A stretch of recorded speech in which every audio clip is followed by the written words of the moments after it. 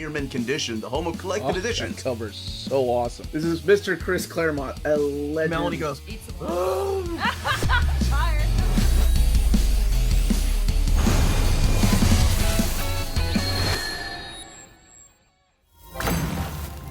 Hey, all you Minties! Uncanny Omar here from Near Mint Condition, the home of collected editions. And join me today for your look at all of these collected editions coming out from Marvel Comics this week. So let's go ahead and get started.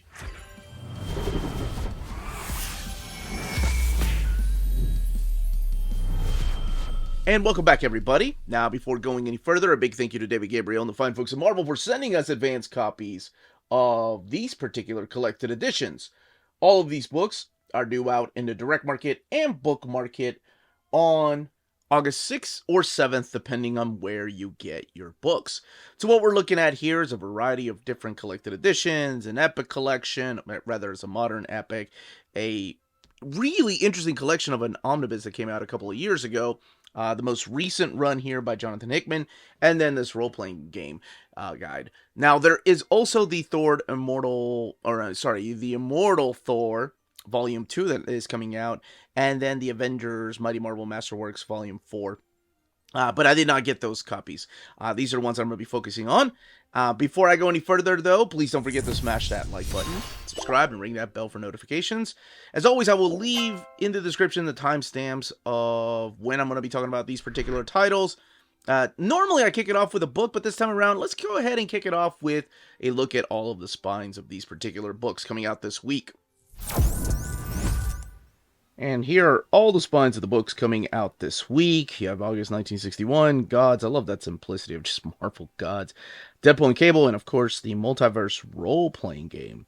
Alright, now let's officially kick it off with that 1961 book.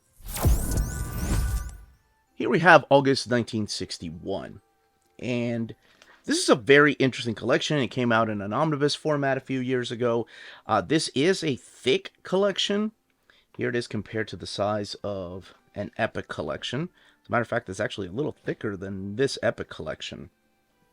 The reason why this is such an interesting collection is because it was all of the books that were chronologically coming out in the month of August 1961 by the publishing date. And that month is very important because of these particular characters right here.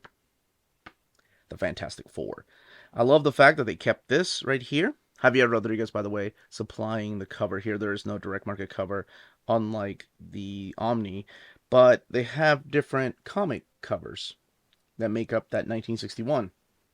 And yes, you have different characters here, like Kid Cold, and of course the Fantastic Four, Dr. Dramu back there, and Patsy Walker, the Mole Man, Orgu, just different monsters, the Spider up there from different stories that are collected in here. And an advertisement there for the history of the Marvel Universe, which is freaking phenomenal if you've not read it. So, what is exactly collected in here? First, we're going to talk about the contents. This is actually laid out exactly like the omnibus. This book has 520 pages and retails for $49.99. The omnibus, keep in mind, retails for $150 because of all the restoration that went into these particular books. A lot of these books that you're going to be seeing in here have never been collected besides the omnibus. So because the omnibus were, because of those omnis that were scanned, or the comics that were scanned and restored, they were able to make this trade paperback. I'm assuming they're going to continue with 1962, 63, and 64, and now the newly announced 65. This introduction is by Tom Brevoort, talking about the importance of the Fantastic Four and how it forever changed Marvel Comics, which, that's true. Marvel Comics wouldn't be the same without the Fantastic Four. So, we are kicking it off with Kathy here. This is Kathy number 13, but also collected in here is Journey into Mystery 73 and 74, Life with Millie 13, Patsy Walker 97, Amazing Adventures number 6, Fantastic Four number 1, Kid Colt Outlaw 101, Linda Carter Student Nurse issue number 2, Millie the Model 105, Strange Tales 90, Tales of Suspense 23, Tales to Astonish 25, Gunsmoke Western 67, Love Romance 96, Teenage Romance 84, Amazing Adult Fantasy 7, Patsy and Hetty 79, and Rawhide Kid number 25. So just judging from those titles there, you can probably tell that there was a lot of romance comics coming out by Marvel Comics. You know, the whole timely era. And that's what was selling. And eventually, yeah, there were some also westerns coming out, and then there were some sci-fi stories like this. But for the most part, there's a lot of romance stories told through here. And I'm sure you can probably tell, but just in case, there are stories in here by Jack Kirby, by Steve Ditko, and of course, here's all the credits. Don Heck, Jack Keller, Stan Goldberg, Larry Lieber supplying some of the writing too. And your inks over here, George Klein, Dick Ayers, Al Hartley, lettering by Art Simek, Ray Holloway, and no credit to the coloring. And in here, you're going to find sci-fi stories. I love those Tales to Suspense stories and Tales to Astonish. It's interesting because eventually those became superhero titles when the Age of the Superheroes came in. When that Fantastic Four issue that they took a gamble on started selling like crazy, things started shifting. And I love seeing things like this. Like, I don't think I appreciated this as much as when it came out. Like, but you know, it's been about 4 years, or I guess 3 years since the omnibus came out. 4 years since I announced it. But I think looking back at it, it's a really cool and interesting collection just to see how things were and how they changed eventually. Like when you get to 1962, you're going to see a lot more changes. By the time you get to 1964, it's going to be mainly superhero stuff that you're going to be like, wait a minute, this has already been collected here and here. And some of the stuff has been collected mainly in omnibus format, like the Monster Bus by Jack Kirby or the Steve Ditko Omnis. But like this stuff right here, like Millie the Model or Linda Carter, Student Nurse, absolutely not. And who knows when and if they'll ever be collected. What's really interesting to me is that these titles that are about to change lasted for so long. Like nowadays, we talk about, oh my gosh, this is one of the best selling long running titles, and it lasted for 4 years. These stories were like 106 plus issues. Teenage Romance was 84 issues and still going. That's insane. I mean, I understand comics were so different back then too, but there's the kid cult. So we do have some westerns in here. And eventually these get phased out, unfortunately, to be replaced by that Age of Superheroes because Fantastic Four took a gamble because of the Justice League. And they were like, hey, we need a team book. We need a superhero book. And there we have it. Then, of course, came Spider-Man, Avengers, X-Men, and the rest is history. This is really cool. Very much like the Omnibus by Javier Rodriguez. It gives you an index as to who is who here in case you're lost. Except for that airplane. If you don't know who that airplane is, well, sorry about your luck. 520 pages, $49.99. The Marvel Multiverse role-playing game. This is the X-Men expansion. It is a hardcover, and to kind of give you an idea of just how much bigger it is, even though I held it up earlier to look at the spines, it's a big book. This is the second book to come out of these role-playing games. And of course, we're talking about X-Men. Now, coming clean, I don't play tabletop role-playing games. I barely play Dungeons and Dragons, and that's maybe once a year with my friends because they really enjoy it. But I know X-Men, and I have friends that love role-playing games. So let me just kind of give you a quick idea as to what this is, and we'll look at some of these pictures here. First, let's give some credits. Matt Forbeck's the writer, Jesse Scoble, and Divine Thierra, Eliza Teague, MB, Dave Walters, and Marty Forbeck. Those are the other writers, so he's the head writer here, the producer and lead, the editor, and assistant producer. So a lot of people coming together, and then the special thanks here dedicated to Stan Lee, Jack Kirby, Len Wein, Dave Cockrum, Chris Claremont, and John Byrne. So the role-playing game came out last year, and this time around we're focusing on mutants. Here's the breakdown of where you're going to find each of these particular chapters, your introduction to mutants. So it's not much so X-Men, but it's more of an introduction to mutants that live in this particular world. And we are going to be seeing characters in here. We're going to be seeing locations, and we're going to be seeing teams. So, of course, we're kicking it off with the X-Men right here. And we are going to be moving on to other teams. Now, one thing they do is they do credit all of the artists that supplied these pieces here. You will find it somewhere within the page. Sometimes you have to look for it because it kind of blends in, but like Leno Francis Yu right there. Salvador La Roca. Oh, we're looking at X-Force because this is a different era of X-Force. There we go. That's classic X-Force. I think New Mutants, by the way, is, yeah, they're kind of put in here with the mutant classes. So you do have some of the New Mutants. You do go all the way through Krakoa. Like, you go from 1963 all the way to Krakoa. So they're picking and choosing different storylines and different teams. There's Alpha Flight, including this Clayton. I think this is the Clayton Henry team right here. You have the Carol Danvers Alpha Flight. You have the relaunch of Alpha Flight. And, of course, you have the original Alpha Flight. The Exile. So now we're tapping into the multiverse, because we're reaching Age of Apocalypse, Exiles, the X-Babies, which are part of the Mojoverse. But then they separated from Futures Past, so this is possible future storylines in here, like X-Men 2099, Cable, of course, Old Man Logan, and Sense of Sinister. That's interesting because Sense of Sinister to me doesn't really feel like a possible future, but more of a, well, I guess it kind of does. Never mind. The Ultimate Universe is all collected in here, or at least the X-Men side of things, the Brood. So different classes, and then, of course, the Krakoa stuff, like Arako, and all of those characters that appear through there. There's the X Factor, and now we have characters. So don't worry, there's not 15 different versions of Wolverine, but this was one of my favorite things to look at. I was looking at this the other week, and just looking at the ranking and the classes, and whether I agree or not, and I'm sure there was a lot of thought, more than I put into these things. But I'm like, would I really rank Angel a 3? But what if he's Archangel? Then he becomes a 5. And I was looking at Apocalypse, he's a 6. And of course, Ascani, which is the name that they're giving Rachel instead of Phoenix.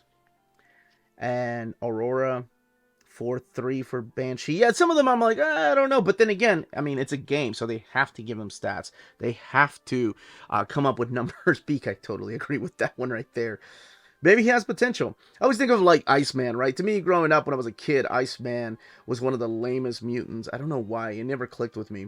And then it was around Louise Simonson or Chris Claremont's run where Professor Xavier mentioned something to Scott saying, you know, I look at Bobby sometimes and I feel like his power's so untapped. Dupe gets a 6! Anyway, he could freeze the world if he wanted to. And I think about that line nowadays, you know, how I underrated somebody like Iceman just because I was like, oh, he can make ice cubes. That's real lame compared to a guy that pops adamantium claws from his freaking forearms. But anyway, like, it's interesting. That was long before the idea of these Omega mutants. So, don't underestimate characters, especially if they're named Beak. Not a lot of ones here, but I mean, Purifiers make sense, right? Because they're just humans. But this kind of gives you an idea of what the characters and their abilities are. So if you're playing role-playing games, tabletop role-playing games, you completely understand all this. And then the glossary and index. Now, the book retails for $49.99. It is printed in this thick, glossy paper. I don't know if this matters to people. And you have sewn binding. And it has 256 pages. And the art is on board. No dust jacket. Marvel Gods. Now, I've done a deep overview of this. I think it went for long over 10 minutes. So if you want to check that out, I'll leave the link above. And that was mainly with the single issues. So what this is, get ready to get confused. But it's a good kind of Jonathan Hickman confusion. This collects the 8-issue series, or I'm sorry, this, it is 8 issues. All 8 issues of Marvel Gods, 273 pages, and this particular book retails for $29.99. Jonathan Hickman, Valerio Schetti, who kills it, Marte Gracia, Fer Cifuentes Sujo, and then your lettering over here by Travis Lanham. Now, when I meant by get ready to be confused, I think I've gone over that, but just in case, a quick recap. We start off with this very strange meeting between Doctor Strange and this gentleman with a scar on his face named Wynn. And they're talking about, if Win is a good person or not. And then we do a little bit of a flashback 10 years ago, where Win is waiting, or I'm sorry, Aiko is waiting on her husband, who happens to be Win, and he's showing up a little bit late with his buddy right here. This is Dimitri. Now, every one of these characters have a huge role to play in this book, but not just this book, but in the cosmic side of the Marvel Universe, and also the supernatural side of the Marvel Universe, the magic side of the Marvel Universe. So you have the powers that be and the natural order of things. And they're having to come together because there's this thing that this character named Cubus Core, I love these names that he comes up with, is trying to create. And he's trying to create a Babylon event. And a Babylon event is going to bring an end to a lot of things, and how they know that is through the eyes of somebody named Cassandra. There's always a Cassandra, and they're cursed with knowing the future. Of course, no one ever believes them. Now, if any of this is not making any sense to you, then you are a rational human being. That's right. None of this should be making any sense to you. But the way that Jonathan Hickman writes these stories is as if these things have already happened, as if you're already known about these particular stories. There are things like the Library of Worlds right here, which I love, with all these Easter eggs, which he already introduced in the pages of his Avengers. So in Hickvengers, he introduced the idea of the Library of Worlds, where you can tap into any library in any dimension. So that's why you're going to see a lot of different Easter eggs through there. So if you've read his Secret Warriors, his X-Men, his Avengers, his Fantastic Four, his S.H.I.E.L.D., and of course his Secret Wars, this, I think the payoff will be a lot better. There are other characters in here, like Mia, who turns out to be Mia, the magic girl. But what this is giving you pretty much the foundation of the new laws of the magic system and the cosmic side of things. And it really feels like those little passages that he writes in the pages of House and Powers of X, or sometimes in his Avengers, because what this is this is the backbone of something that Marvel is building up to. I do believe that this series probably was supposed to go on longer and longer. However, it was cut off at issue number 8, so I don't know if there will be a second series that follows up, because there are a lot of loose ends that are not answered through here. I will say it is a bit of a slog to read from time to time, just because of Hickman's way of writing. It's like, oh, you're supposed to know these characters, you're supposed to know these events. Some of them have happened. Some of these characters you are supposed to know, or even if you didn't, like, it takes a little bit for him to reintroduce them. So, for example, the In-Betweener shows up, and he's building up to this thing. And if you haven't read cosmic comics, even, I mean, the In-Betweener is not like a character that has shown up in modern Marvel Cosmic for a while. He's a classic character. So if you hadn't read those classic cosmic issues, then you'd be like, oh, okay, this guy shows up. Now, it takes a little bit for Hickman to explain exactly who he is and the importance of someone like the In-Betweener. And by then, you're like, oh, that's really cool. I'd like to know more about this character.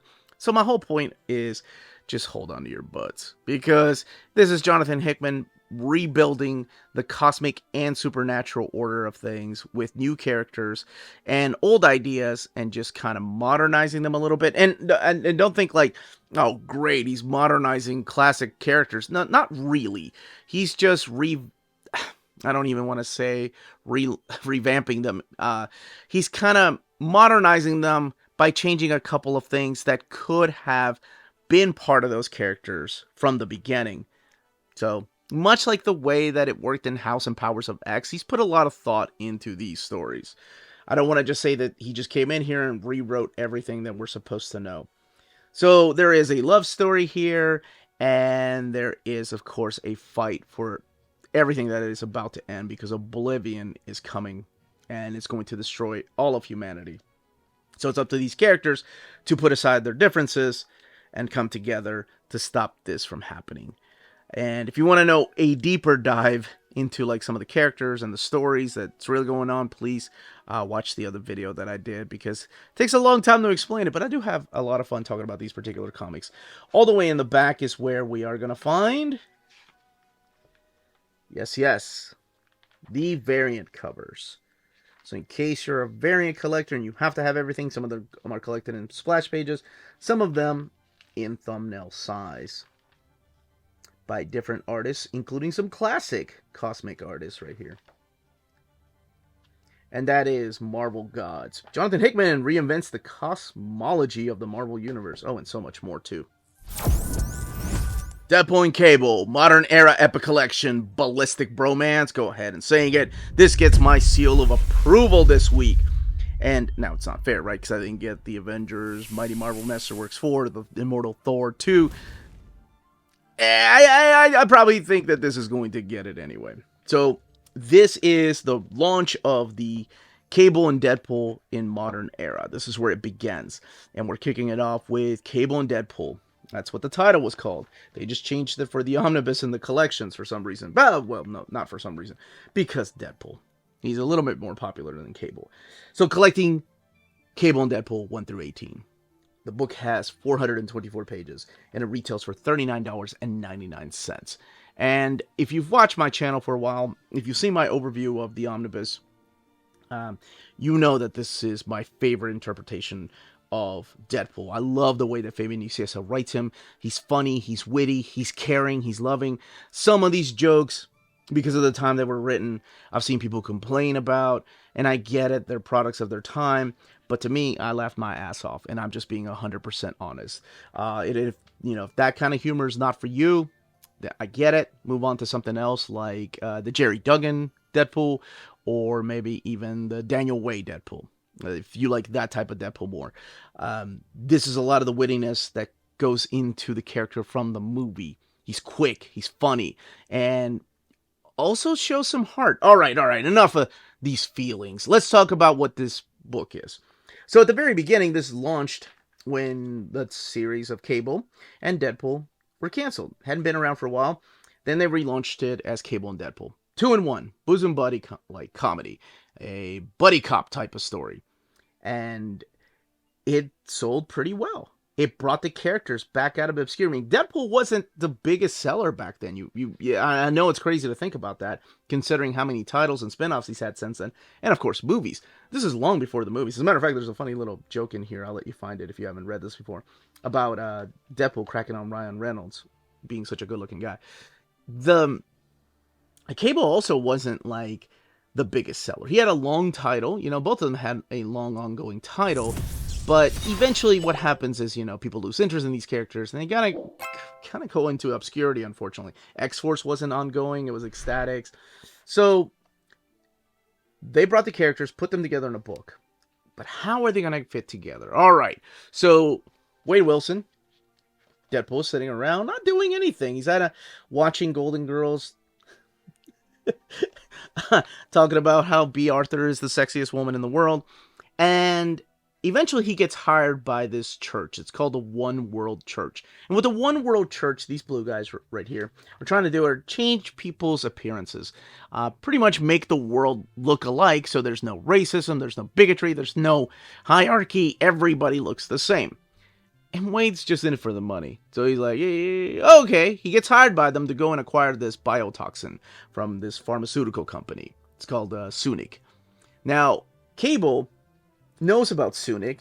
He gets Irene Merriweather involved, of course. So this is Fabian Nicieza writing these characters again. So you are going to have return of other characters, even though there are other characters that he hasn't written. But the man does so much research that he's like, oh, okay, I'm going to bring this character back. So if you had read Cable, or if you had read the Deadpool comic, you're going to be in for a treat, because a lot of characters come back from those particular series. Whether it was Joe Kelly's Deadpool, or whether it was Jeff Loeb's Cable. They eventually do make an appearance through here. A lot of appearances through here. And it's really cool. So, Cable wants to find this company for another reason. Cable wants to see what these people are doing exactly. And he wants to know what is going on with these bodies. Because the bodies that they're trying to change are not really changing, but they're decaying. Now, Mark Brooks unfortunately draws the first two issues, and I don't mean unfortunately like he's a bad artist. This is where we found out that Mark Brooks isn't the quickest artist. So he only drew the two issues, and then they had to go and get someone else. And that's where Patch Search comes in. Patrick Searcher, that's right. The guy that did, or I'm sorry, let me go back to I did not give credits. Yeah, Patch Searcher. He worked with Fabian on New Warriors, of course, but let's give credit to the inkers here, like Rob Ross, Alan Tam, and then the colorists like Shane Law and Kevin Yan. Now, one thing that is very important to note is that these colorists and inkers, they all come from Udon Studios. Long before there was a publishing company that was making Street Fighter, Udon was working at Marvel and doing some DC stuff, like mainly drawing and inking. Actually, issues of Agent X. So as it turns out, the One World Church, what they really want is Wade's metabolism. They needed to process this biotoxin to replace the method that they're doing things. And of course, Cable's been on it. He knows what's going on. He doesn't trust this church, so he's bound to take them down. Now, how these two are so connected is their bodies, because they've taken this biotoxin, starts just falling apart, starts decaying. I'm going to show you just an idea of the kind of humor in here. So in order for Cable to save Deadpool, because he knows what he's doing, he ends up swallowing Deadpool and using his telekinesis. Right now, his telekinesis is really powerful, and he's learned to control it. He ends up puking up Deadpool. And Deadpool is reborn with a normal body. Now, does that stay? Is he going to be like this forever? Well, you can find out by reading it. Once he does this, it's like their DNA is mixed up, so they're both connected in ways that you didn't think would make any sense. And what ends up happening is that anytime that Cable needs a body slide, right? Whenever he talks to his computer professor, he's like, "Professor, body slide by 1." Anytime he needs a body slide to go and transport somewhere around the world, he ends up taking Deadpool with him. So he can't get away from Deadpool, and that's how they're connected. The second story arc here is really interesting because it goes into more of a territory of Cable. The next story arc will be more about Deadpool. They're still together, but this is where Cable decides, he wants to create a perfect utopia. He wants to make the world a better place because he got, the ideas from the last cult that they were dealing with, the Blue People. So he likes the idea, but he thinks that he can do it with his power. And of course, this is where the X-Men and S.H.I.E.L.D. get involved, and they think that, okay, man, you're not a messiah. What is going on here? And of course, Deadpool gets involved. There's a confrontation between Cyclops and Cable. Oh, it's so good. And I think most people's favorite part about this is the costume that Deadpool ends up wearing, the X-Men costume that he ends up wearing through that. The next story arc will be about Deadpool, but we do get a new 6-pack, a new wild pack right here. Let me see if I can find a good picture of the team. We'll just come back to this. So you have GW Bridge that has formed a new 6-pack. You have the Constrictor, you have the character of Domino, Solo, and Anaconda, and then, of course, Hammer. Some of the characters have been part of the 6-pack in the past, but some of them are new. And when I mentioned that the story arc, the next story arc, is more about Wade Wilson, it starts off with this mystery. It's a murder mystery.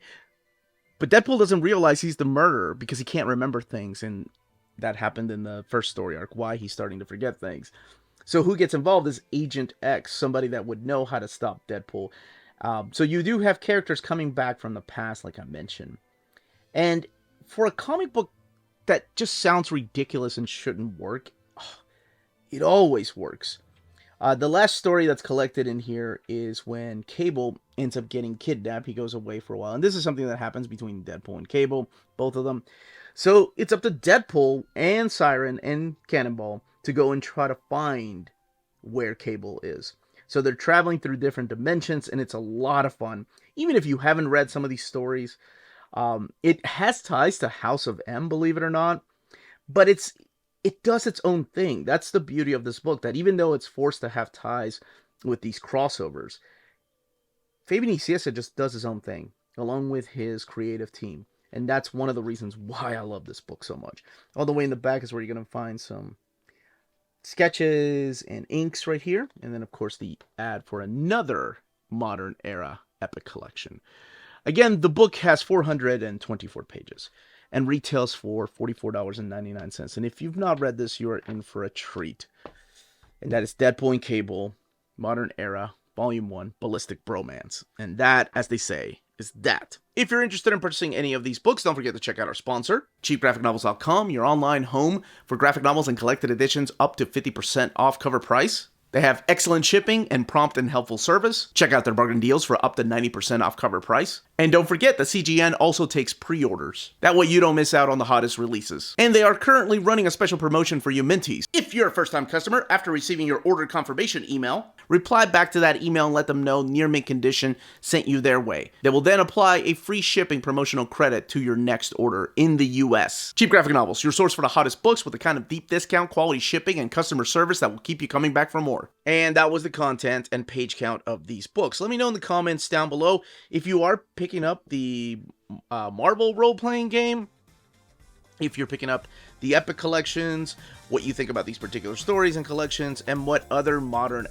era Epic collections you would like to see. If you have any questions, leave those down below.